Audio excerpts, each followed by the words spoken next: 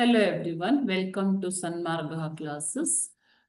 ಮುಂದಿನ ಪ್ರಶ್ನೆ ಜಲಗೋಳ ಎನ್ನುವಂತಹ ಚಾಪ್ಟರ್ ಇಂದ ಒಂದು ಅಧಿಕ ಉಬ್ಬರದಿಂದ ಇನ್ನೊಂದು ಅಧಿಕ ಉಬ್ಬರದ ನಡುವಿನ ಅಂತರ, ವೇಳೆಯ ಅಂತರವನ್ನ ತಿಳಿಸಿ ಅಂತ ಕೇಳ್ತಾ ಇದ್ದಾರೆ. ಅಧಿಕ ಉಬ್ಬರ ಮತ್ತು ಇನ್ನೊಂದು ಅಧಿಕ ಉಬ್ಬರದ ನಡುವಿನ ವೇಳೆಯ ಅಂತರವನ್ನ ತಿಳಿಸಿ ಅಂತ ಕೇಳ್ತಾ ಇದ್ದಾರೆ. ಓಕೆನಾ? ಸೊ ಉಬ್ಬರ ಅಂತಂದ್ರೆ ಉಬ್ಬರ ಮತ್ತು ಇಳಿತಗಳು ಸಾಗರದ ಪ್ರವಾಹಗಳು ಅಲ್ವಾ. ಸೊ ಸಮುದ್ರ ಅಥವಾ ಸಾಗರದ ಮಟ್ಟವು ನಿಯಮಿತವಾಗಿ ಏರುವುದು ಮತ್ತು ಇಳಿಯುವುದು, ಹೆಚ್ಚುವುದು ಮತ್ತು ಇಳಿಯುವುದನ್ನೇ ಉಬ್ಬರ ಮತ್ತು ಇಳಿತ ಅಂತ ಕರಿತೀವಿ. ಓಕೆನಾ? ಸೊ ಈ ಉಬ್ಬರ ಇಳಿತಗಳಲ್ಲಿ ವಿಧಗಳು ಯಾವುವಂದ್ರೆ ಏರುಬ್ಬರ ಹೈ ಟೈಡ್ ಮತ್ತು ಲೋ ಟೈಡ್ ಇಳಿಯುಬ್ಬರ ಅಂತ ಹೇಳ್ತೀವಿ. ಓಕೆನಾ? ಗರಿಷ್ಠ ಅಥವಾ ಅಧಿಕ ಉಬ್ಬರಗಳು ಅಂದ್ರೆ ಗರಿಷ್ಠ ಪ್ರಮಾಣದ ಉಬ್ಬರವು ಭೂಮಿ,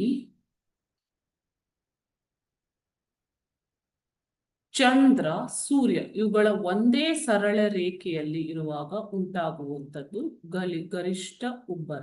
ಚಂದ್ರ ಮತ್ತು ಸೂರ್ಯ ಇವು ಒಂದೇ ರೇಖೆಯಲ್ಲಿ ಇದ್ದಾಗ ಉಂಟಾಗುವುದು ಗರಿಷ್ಠ ಅಥವಾ ಅಧಿಕ ಉಬ್ಬರ. ಈ ಯಾವ ಟೈಮಲ್ಲಿ ಆಗತ್ತೆ? ಅಮಾವಾಸ್ಯೆ ಅಥವಾ ಹುಣ್ಣಿಮೆಯ ದಿನಗಳಲ್ಲಿ ಉಂಟಾಗುವಂಥದ್ದು ಈ ಉಬ್ಬರ. ಓಕೆನಾ? ಆವಾಗ ಭೂಮಿ, ಚಂದ್ರ ಮತ್ತು ಸೂರ್ಯ ಒಂದೇ ರೇಖೆಯಲ್ಲಿ ಇರುತ್ತೆ.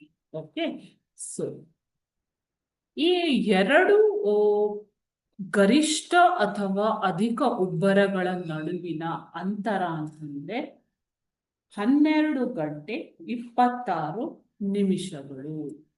ಸೊ 12 ಗಂಟೆ 26 ನಿಮಿಷಗಳು ಎರಡು ಗರಿಷ್ಠ ಉಬ್ಬರಗಳ ನಡುವೆ ಇರುವಂತಹ ಅಂತರ.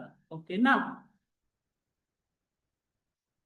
ಒಂದು ಏರುಬ್ಬರ ಮತ್ತು ಒಂದು ಇಳಿಯುಬ್ಬರದ ನಡುವೆ 6 ಗಂಟೆ 13 ನಿಮಿಷ ಅಂತರವಿರುತ್ತೆ. ಒಂದು ಅಧಿಕ ಉಬ್ಬರ ಮತ್ತೊಂದು ಅಧಿಕ ಉಬ್ಬರಗಳ ನಡುವೆ 12 ಗಂಟೆ 26 ನಿಮಿಷಗಳ ಅಂತರವಿರುತ್ತೆ.